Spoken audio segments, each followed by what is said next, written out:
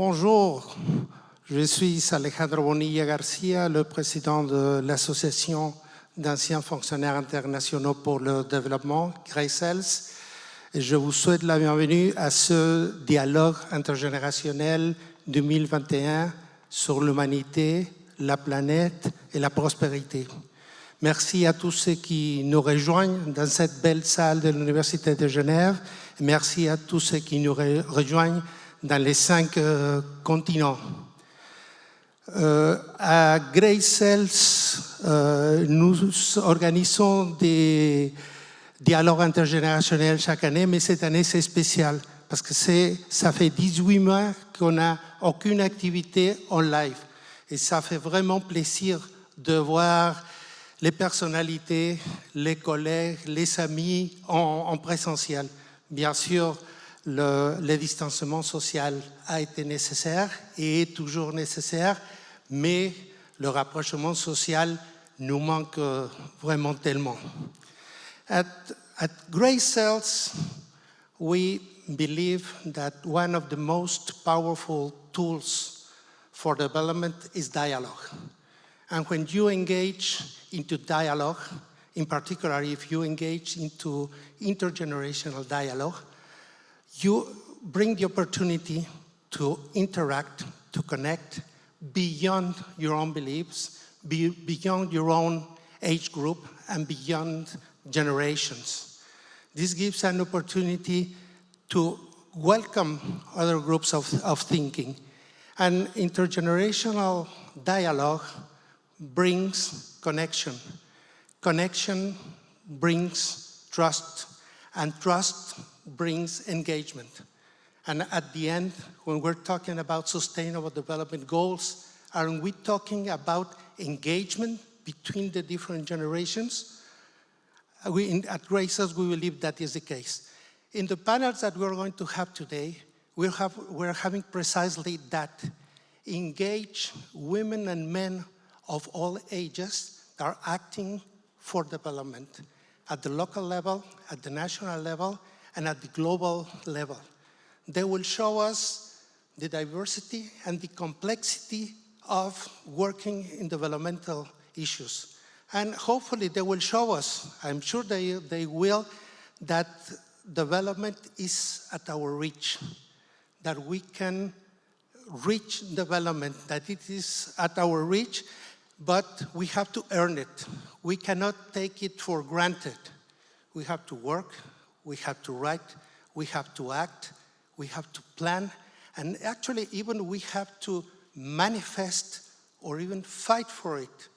It's really important that the thinking becomes action and that the action becomes impact. And since the center of our attention in this intergenerational dialogue are the Sustainable Development Goals, I cannot think of anybody better to set the stage than Madame Tatiana Valovaya, the Director General of the United Nations Office in Geneva. She has been kind enough to send us a short message that I will share with you.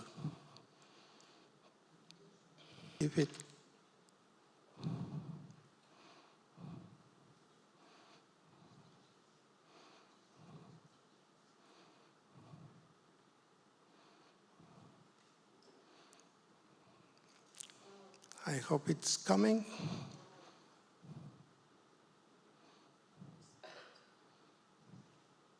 Ladies and gentlemen, dear colleagues, dear friends, it is my great pleasure to address this intergenerational dialogue.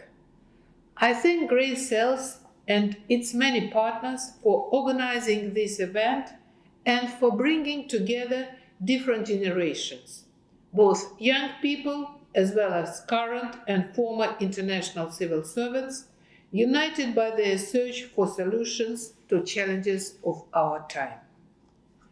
Can social mobilization shape the agenda at local, national, and global levels? For me, the question is not if it can, because it already does. But the question is how this is done and what more to do to strengthen participation and inclusion. In January 2020, 1 month before the spread of the COVID-19 pandemic across the world, the UN Secretary General Antonio Guterres identified 4 global threats that endanger our common future, metaphorically naming them the 4 horsemen.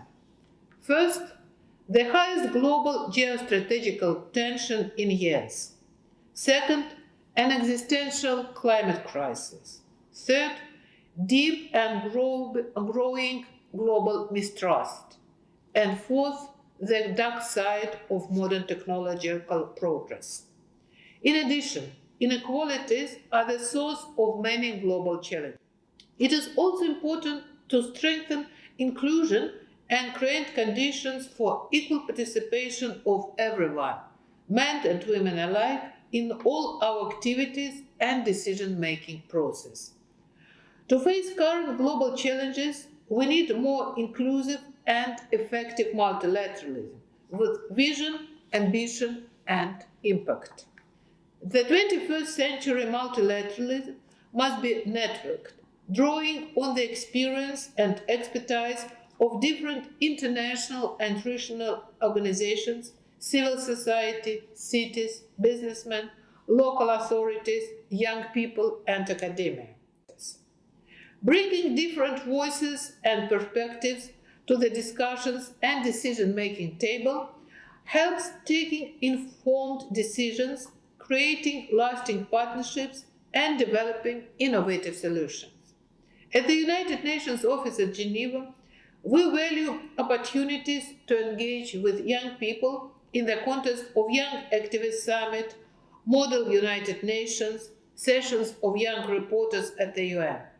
These events allow young people to be heard at multilateral fora and participate in development of solutions that affect their future.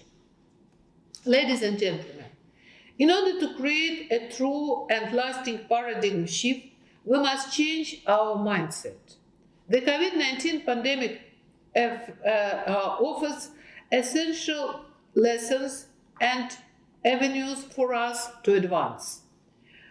It forces the international community to adjust its strategies and tools to deliver jointly on sustainable development, provide support to the most vulnerable, and ensure inclusion for all. We can see how civil society is gaining strength. Emerging young leaders and civil society organizations are strongly committed to making solidarity, inclusion, and sustainability a reality. Today's event provides an excellent opportunity to hear examples of how social mobilization can influence global and local agenda. It also offers an opportunity to strengthen intergenerational partnerships in order to advance our joint action towards sustainable development. I wish you forward-looking and fruitful discussions. Thank you. I couldn't agree more. I don't know if you're with me, but I think that the words that Mrs. Tatiana Valeva just mentioned are the key words, is vision, ambition, and impact. Et la collaboration entre les organisations internationales, le système multilatéral et la ville de Genève date de un peu plus de 100 ans. Et je suis sûr qu'à l'époque, il n'y a personne qui aurait pensé qu'à Genève, il y aurait représentation permanente de 181 pays, qu'il y aurait 100 organisations internationales et presque 650 ONG, tous travaillant pour la paix et pour le développement. Comme dit notre président honoraire Michael Muller, Genève est la plus petite des grandes villes et certainement la ville qui a plus d'influence pour la paix et pour le développement. Et nous avons la chance, et elle nous fait l'honneur d'être avec nous, Madame Cristina Kitsos, magistrate, conseillère de la ville de Genève, en charge du département de la cohésion sociale et de la solidarité, qui représente dans ce dialogue international cet écosystème unique et irreproductible qui est la Genève internationale, qui est un endroit de paix et de développement. Soyez la bienvenue, Madame Kitsos. La parole est à vous.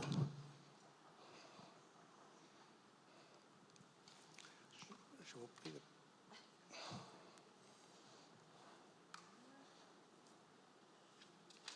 vous prie de prendre l'autre. Voilà, bonsoir à toutes et à tous. Bon, malgré que ça fait plus d'une année qu'on a la pandémie, comme vous avez vu, j'arrive toujours pas à mettre mon masque comme il faut. Alors, Madame la directrice de l'Office des Nations Unies, pour la saluer même si on est à distance, Monsieur le Président de Gressels, Mesdames et Messieurs les panélistes, Mesdames et Messieurs les membres et amis de Gressels, Mesdames et Messieurs les représentantes et représentants d'associations de seniors et de jeunes, Mesdames et Messieurs à Genève et ailleurs dans le monde, je suis vraiment très heureuse d'être parmi vous. Je peux tourner les feuilles, Madame la conseillère administrative, si ça vous arrange. Je peux faire le pupitre. Non, ça va. Merci beaucoup. Donc, je suis très heureuse d'être parmi vous pour cette deuxième édition des dialogues intergénérationnels de Gressels. Comme vous avez pu le dire précédemment, c'est vrai qu'en ville de Genève, on parle souvent de mixité sociale, de voir comment est-ce qu'on peut travailler sur la création de liens, pas seulement sur l'intergénérationnel aussi, mais de manière générale, pour faire en sorte que les personnes soient dans la bonne disposition à la rencontre. Alors c'est vrai que souvent quand on parle de la rencontre, on a l'impression que c'est quelque chose un petit peu de basique, et pourtant ça ne l'est pas du tout, puisque dans les contextes urbains dans lesquels nous vivons, dans les sociétés contemporaines qui sont les nôtres, eh bien on a quand même cette difficulté, malgré la surabondance des moyens de communication, de se rencontrer. Je trouve que c'est d'autant plus important aussi d'avoir de véritables liens entre la Genève internationale et la Genève plus locale, mais aussi avec des questions qui sont les questions migratoires, qui sont les questions sociales, qui vont toucher aussi encore d'autres publics. Donc comment est-ce qu'on peut créer quelque part ces liens entre toutes ces personnes qui font la richesse et la beauté de Genève? Alors, quand je parle de ça, je pense aussi à des éléments en particulier, par exemple la question des sans-papiers, puisqu'on sait qu'ils font la prospérité de Genève, et pourtant ces personnes ne sont pas visibles, n'ont pas accès à des droits, et on l'a vu avec la pandémie, du jour au lendemain, des personnes perdre leur emploi, et ce que ça a pu donner en termes d'image de Genève dans le monde, une des villes les plus prospères, mais aussi au niveau des politiques que nous avons dû mettre en place, qui étaient plutôt des politiques qu'on pourrait appeler palliatives. Je pense que vous avez toutes et tous en tête les distributions alimentaires, où des personnes attendaient un colis alimentaire. Bon, d'ailleurs, ces distributions se poursuivent encore aujourd'hui, même si ça s'est stabilisé.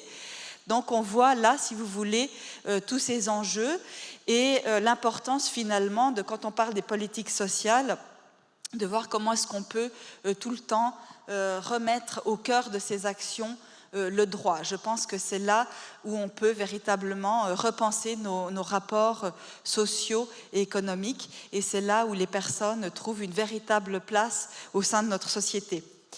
Alors cette pandémie, elle a montré aussi les tensions, je ne sais pas si c'est le bon terme, les tensions intergénérationnelles, parce qu'elles ont, d'un côté, il y a aussi eu, si vous voulez, l'opportunité qu'on peut trouver dans chaque crise, qui peut être très positive, où on peut sublimer un certain nombre de projets, où on peut révéler un certain nombre de comportements qui sont très positifs, et on l'a vu dans l'engagement notamment des associations de seniors, mais aussi de jeunes. Il y a beaucoup de projets qui ont été montés pendant cette période, donc on voit qu'il y a eu des élans de solidarité que nous n'avions pas imaginés avant le début de la pandémie, mais nous avons aussi vécu quand même un peu différemment donc cette période selon justement l'âge, la situation. On n'est pas toutes et tous à égalité. Voilà, donc ça on l'a vu notamment pour les jeunes ou pour les enfants plus petits, voilà, qui sont dans des habitats peut-être, qui étaient dans des habitats plus exigus, ou qui avaient des violences domestiques à domicile, ou qui ne pouvaient pas manger à leur faim. Évidemment qu'ils n'ont pas vécu de la même manière les semi-confinements. Et puis pour les personnes plus âgées, ce qui ressortait aussi donc d'études notamment de sociologie, donc l'Université de Genève, ou encore de Cynthia Fleury, la psychanalyste et philosophe que nous avons invitée dernièrement en ville de Genève, on voyait aussi qu'il y avait un petit peu, si vous voulez, cette tension entre l'intensité de la vie et la longévité de la vie. Et là aussi, c'est vrai que ça nous a interrogés parce que des personnes voilà, de plus de 75 ans pouvaient se dire à un moment donné, mais moi j'étais en forme ces années, 1 année, 2 années, et puis finalement on m'empêche quelque part de vivre cette intensité-là.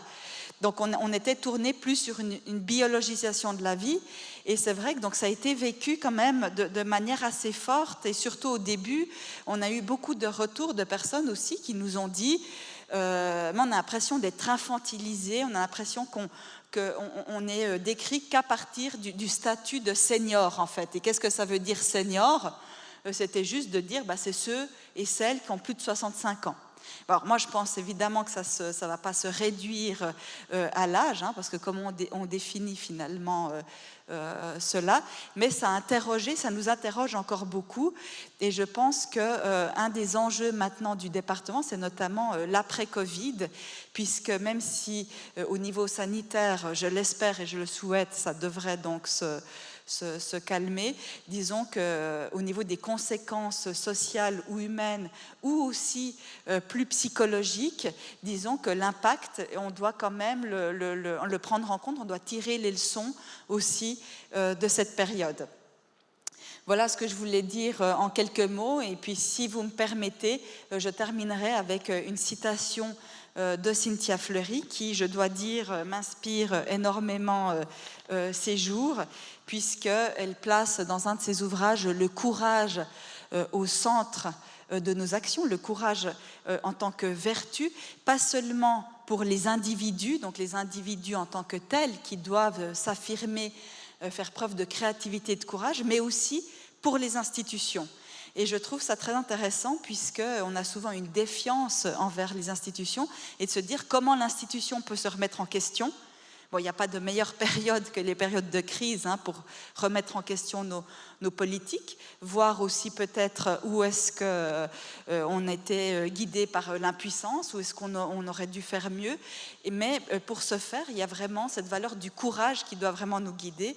Et donc, je cite donc Cynthia Fleury qui dit « Le courage est un élément clé dans les périodes d'insécurisation, car celles-ci produisent des systèmes dégradés où l'effacement de la morale peut advenir, où la priorisation, l'économie de survie, la biologisation de la vie, la banalisation de l'état d'exception et d'urgence, tout cela fait advenir un monde âpre, plus menaçant, plus liberticide, où la solidarité est généralement mise à mal.